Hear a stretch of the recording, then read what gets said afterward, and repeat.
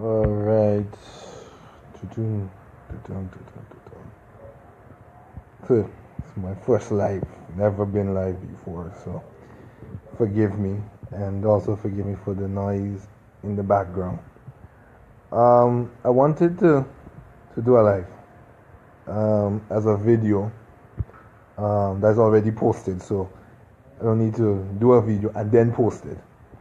To basically talk about the post last night and the reactions that I would have gotten for the post. A lot of people express disappointment in my explanation, and quite frankly, I understand why persons would express disappointment, because of course some people see it as building versus lives. Some people see it as building versus souls. All of the different factors, and rightfully so, those factors are true, and those factors had to be factored in. But there are a few things that I wanted to speak about, and there are factors that need to be considered when deciding to open up any property, any place for shelter for victims. And I'm speaking based on my own experience, having been around my community during the passage of Hurricane Ivan in Grenada in 2004, and assisting persons who would have been affected by Ivan and was displaced. Of course, Ivan in no way can be compared to Harvey. Ivan was basically wind, Harvey is more water. But while we understand the plight of the victims and those who are displaced, but one has to also put in place measures to protect property as well. Not just properties, but also assets as well. Now, I have heard repetitively, every time hurricane season comes around, you hear that ad that says, "Oh, protect lives and property, protect life and property, protect life and property." And I agree that you have to protect life and property, right? But at the same time, everything has a cost factor involved. Everything in life has a cost factor. And people have to appreciate that church has a business side. Traditionally, we have not been taught that. We have been taught the spiritual aspect alone. Nobody took the time out to teach us that there is a business side to church. The church has to pay taxes. The church has to comply with certain state laws, with certain national laws, and all of that. There are a business side, and that has to be considered. For Lakewood, I would want to believe that they would have weighed the pros and the cons. They would have weighed the both sides of the table when making a decision, and they didn't just make a decision off the top of their head. Oh well, people's lives are in jeopardy, so let's just open up the building. No, as I said in one of my posts last night, if this was Jake's or Long's church, I would have been sung in a very, very, very different tune, because Jake's and Long, their churches were built to be churches, but also their church has different buildings on their campus. There's an outreach center. I think Jake's have an outreach center. He has a youth center. There are a couple other things in his church, if I remember. So a couple other buildings, in his church, if I remember very clearly. But for Lakewood, it is not that same. Lakewood was built as a super dorm. So there's only, when you go in, there's a lobby area, and then after that, there is the main sanctuary, right? And so the possibilities of restricting the main sanctuary and separating the lobby area, you can't give people just the lobby area alone. You have to give them much more space, and the call is not for the lobby area. The call is for the main sanctuary itself. And I honestly believe that the sanctuary has to be protected. That's my personal belief. As a minister, I honestly believe the sanctuary must be protected and it must be respected. I have been to churches where pastors will literally tell their members, "You're not allowed to go on the pulpit. Stay off the pulpit," or children are not allowed the pulpit. There are laws and there are restrictions when it comes to those things. And quite frankly, it has to be protected, right? So that is where my point is coming from, right? So yeah, Lakewood was not built for church purpose, for a church purpose. Lakewood was built as a superdome, and so you have to make sure that the integrity of the sanctuary is protected, the sanctuary itself is protected, and all of that. And I've watched persons post about the church being people and not a building, but there's also the place of worship. Temples have been as far back as Jesus' days. It's in the Bible, right? Then there's the next question: what timeline is given for these victims to leave the building? And if they do not leave, what methods can be used to get them to leave? Since by law, the church cannot put people on the streets. So if you tell people, okay, well, I have given you the place for the sanctuary for a month or 2 months or 3 months or however long to stay while you recuperate yourself and you come back. You will come back after this disaster, what they say is the worst that ever hit Texas and Houston. And people refuse to leave because they feel it is their right to stay. What methods that the church can use to get people to leave? They cannot evict them because by law, as far as I've understand from my research, by law they cannot evict them, right? And if they evict them and they decide, I'm going to court to sue the church, you're saying no, that the church has to repair their building and still pay lawsuits. Come on, logistically, think about it, right?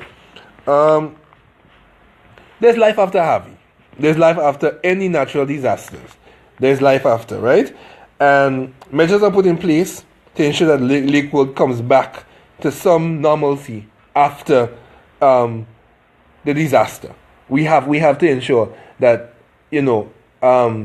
church continues. Church is a main pillar in society, a main pillar in our community, and we need it as much as we need the hospitals and we need the schools and the other public facilities. We also need the church, right? And traditionally, in times of disasters and stuff, people tend to run to the church for refuge, for security, right? So yeah, we need the church, right? So Lakewood, as well as every other business, as well as the victims and everybody else, have to come back after Harvey. There is life after Harvey, and so that is another factor that has to be weighed in, right? There was no call for a temporary shelter. I've read a lot of posts on Facebook. Nothing says temporary shelter. Everybody just say open up your doors. But is it a temporary arrangement? I mean, how are we going to ensure that this doesn't become a permanent arrangement, right? But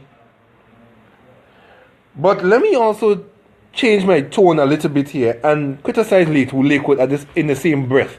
I believe more could have been done by the church. Honestly, I believe more could have been done.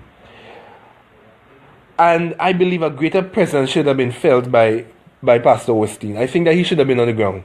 I've watched as Franklin Graham and other pastors in the area. I think I read about Pastor Robinson this morning, who were on the ground from the very onset, working, visiting homes, making sure that families are protected. I mean, 16,000 members. There's no way literally possible that you'll get to all 16,000 members, but at least try to get to some of the members to see how they were affected by the storm. As a matter of fact, a lot of the people that go to Lakewood Church are not even living in Houston. That's a factor. That's a fact. A lot of people that goes to Lakewood Church don't even live in Houston. Right? Where is Pastor Osteen? He has not been seen. I mean, I've read a post last night, coming to the wheels in the morning, that said they have not seen Pastor Osteen since the storm. Yes, so I agree. More needed to be done by Lakewood. More needed to be done by Pastor Osteen. He should have come up with something, some mechanism, some strategy to help the displaced victims, to help the families, to help the children. I am mostly concerned about the children. Something could have been done. The sanctuary has a lobby area. He could have zoned off or petitioned off a part of the building, the dome, partition off the stage. More could have been done, and I agree, right? Even if it took them at least 3 days or 5 days or 10 days, they decided, look, we are going to help, but we need to make sure that certain things happen. I would have agreed. But, for them to just simply close the door and never give a proper explanation, or from what I've seen, based on CNN's report, a double standard explanation as to why the church was closed in the first place, I am paused to criticize them on that. Honestly, I think that more could have been done and more should have been done, right? To help the victims, because I think what people want is to see the church doing what God requires of us to do as leaders and as ministers. I think that's what people want. People want to know that the church is doing that which people want us to do as a body of Christ, which is to help people, to love people, to restore people. And I don't get the sense that Lakewood did any of that at all, honestly. Even if they didn't want to open their doors to victims, I am sure that Lakewood could have cooked food and served some food. I'm sure that they could have given some sort of relief funds. They could have probably offered some sleeping beds, some mattresses, some blankets, some clothes. Many things could have been done. But in all of the posts I have seen, I don't know if the media is just against the church, but all of the different reports I've seen, I have not seen any that suggest that Lakewood helped the community, and that I'm disappointed in Lakewood for, and that I'm criticizing Lakewood on. More could have been done, Lakewood, to help the displaced victims and offer them some level of support and comfort in this time of distress. I think that is what God would want us to do. And I, as a minister, that is what I would have been done. I probably would not have been home. I would have probably been on the streets, helping people, praying with people, loving people, comforting people. There are families who are not just displaced, there are families who are separated. All of those that needed to be factored in. And yeah, that's what I would have done. But as I said, and I'm sticking on that point, you have to maintain the integrity of the sanctuary. Church is people, but there is a level of respect that needs to be given to the place, the building where we gather to worship. Right? In the Bible, when the scribes and the Pharisees turned the temple into a marketplace, Jesus went in and scattered everything, and he said, "How dare you turn my Father's house into a den of thieves?" I'm asking the same question. How could you turn my Father's house into a place where people, the likelihood that people would go in there and do all kinds of funny things and all kinds of madness? How? Right? But if you could have at least part of the sanctuary and say, look, people, you can stay here, or as I said, beds, blankets, clothes, food, all of those things. I honestly believe that could have been done. Yeah. Kwesi Francis, my old schoolmate. Churches in America do not pay taxes. Granted, and I agree. Churches do not pay taxes. And so Lakewood should have done more. Granted, agreed. They should have done more. A lot more should have been done to help the victims and help the families and stuff like that. Joanna Phillip, aren't some of these victims also members of the church? I've never been to the States, but from my understanding, I take time to study and research and to look at things. A lot of the 16,000 members of Lakewood do not even live in Texas, do not even live in Houston. People drive for miles, hours at a time to get to church, right?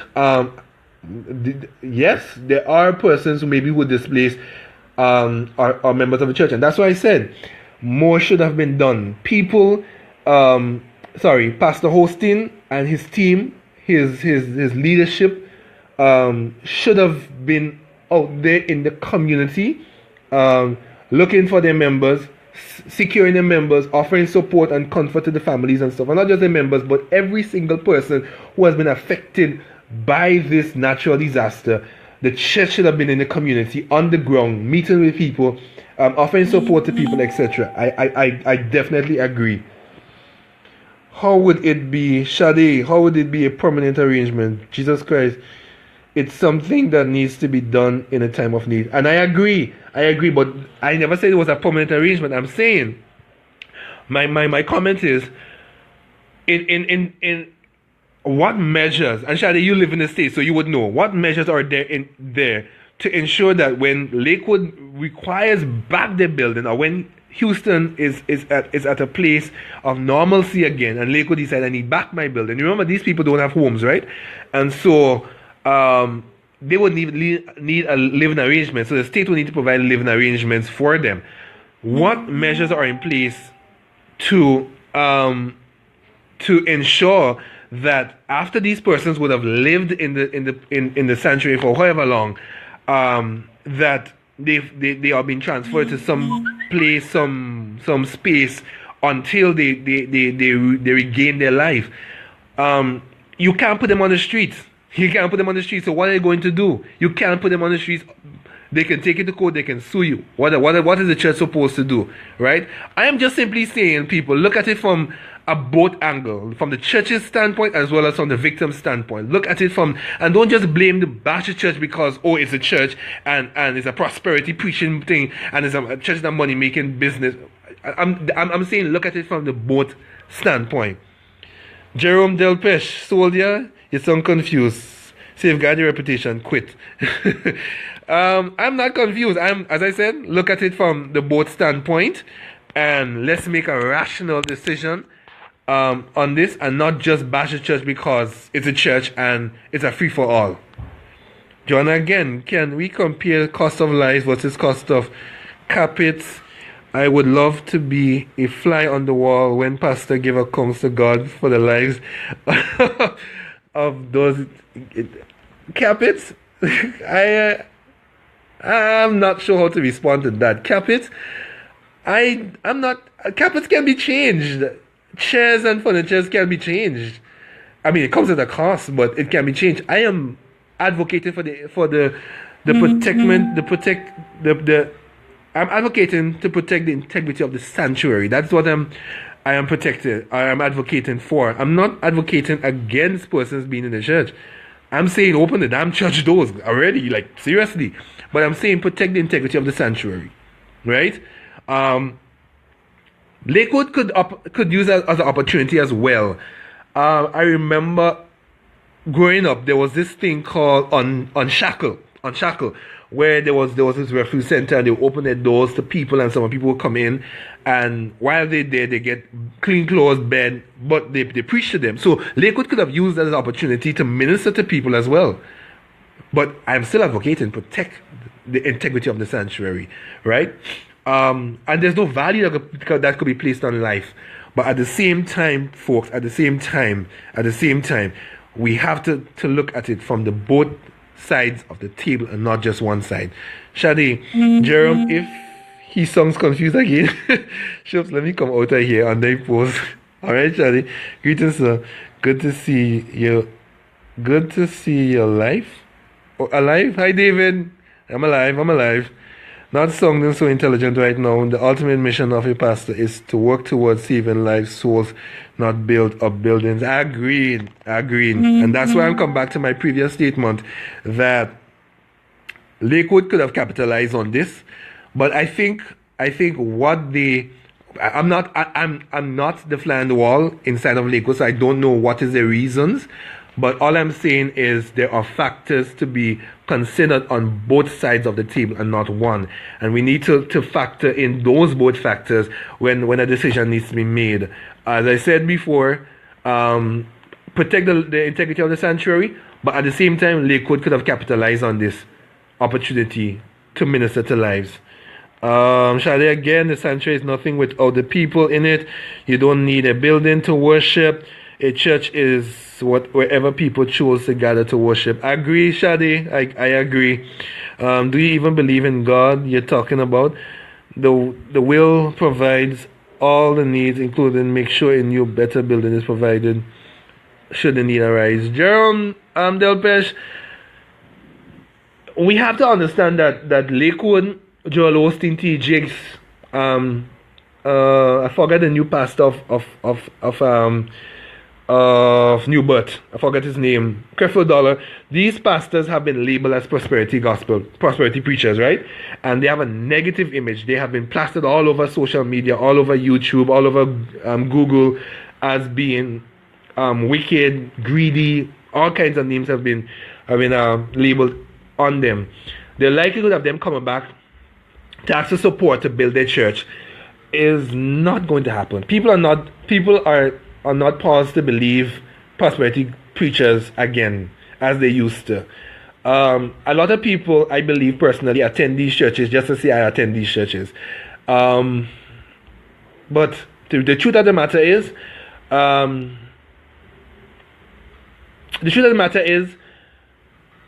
people might be a little bit standoff to give monies to these churches again.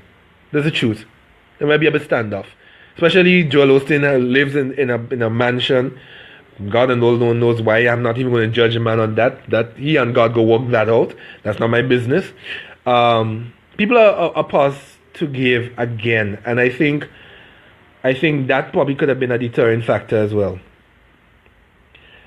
Alyssa, how you doing, sis? I think that expecting Joel Osteen to somewhat be more hands-on at a 99th hour is besides the point because of the magnitude of the structure, its prominence in society, and the fact that it is the former compact center. A disaster management plan would have already been in place. I was getting to that, Alyssa, and that is the very truth of the matter. I was about to ask myself if there was a disaster plan, mitigation plan by Lakewood for disasters like this. Oh boy, I wonder. I seriously wonder. But I guess from this experience, they will put one if there was not one in place. But I'm not sure. As another member of Lakewood, so I can't say. I'm only looking at it from the both sides of the table. Lakewood as well as the victims. Victims need a shelter. Lakewood needs to protect the integrity of the sanctuary, protect the assets in the sanctuary, etc. So I'm not sure, but I want to believe that one should have been in place to deal with it. To deal with this. Insurance is measures for fixing the building, rebuilding the city is measures to get these people back on their feet. Come together with the people. Come together with the people who are coming to help. The measure is not to do what Jesus do, help the needy.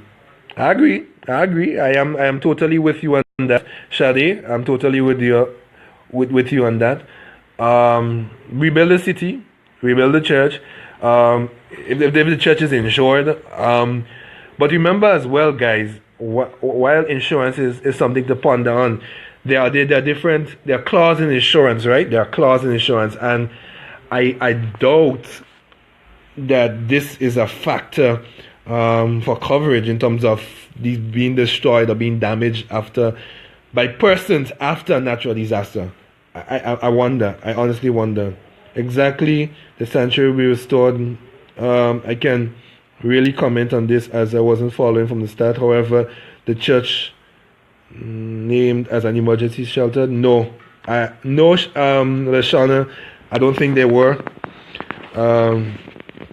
Lashana, I don't think it's a matter if the church was listed or not. People are always looking to the church because it's supposed to be a place with always open to help the people in need. Okay, Shadi? They have enough personal cash not to go back into the people. People don't need to give again. Okay, Delpesh. Alright, guys. So I've been on here for a little while.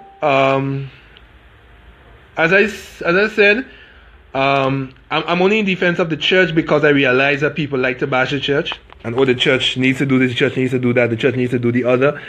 But people, let me make this point. There is this poverty mentality that has been given to the church by another denomination I will not call name. And that denomination is the richest denomination in the world. I don't understand. How is it that it's a poor thing? The Bible does say that God wills that we prosper and be in good health, even as our soul prospers. I don't, for one, believe that church should be poor, as well as I don't believe that church should consume all the wealth to themselves. I think that the wealth should be shared. I think that there should not be a poor person in the church if the church is wealthy. The church should be able to help its members, right? The church should be able to help its members and to give its members some sort of help them to start businesses, help them to find jobs and other things like that. Because the wealth of the church depends on the congregation. The church is not a church without people, without the parishioners, right? And it's important to mention that. Right? So in closing, I maintain my stand that there's a two side of the table that needs to be factored in. The victims the victims of Hurricane Harvey need shelter, they need clothes, they need food, and they need a fresh start to life. Lakewood needs to maintain the integrity of the church. Lakewood also needs to maintain, protect the assets as well. And that needs to be factored in as well, right? So yeah guys, I stopped to read Delpesh. Jerome Delpesh is posting. I lost my train of thoughts, but Lakewood needs to protect the assets. They need to protect the integrity of the sanctuary as well. But I believe that more could have been done by Pastor Osteen and his team. They should have been on the ground. They should have been seen.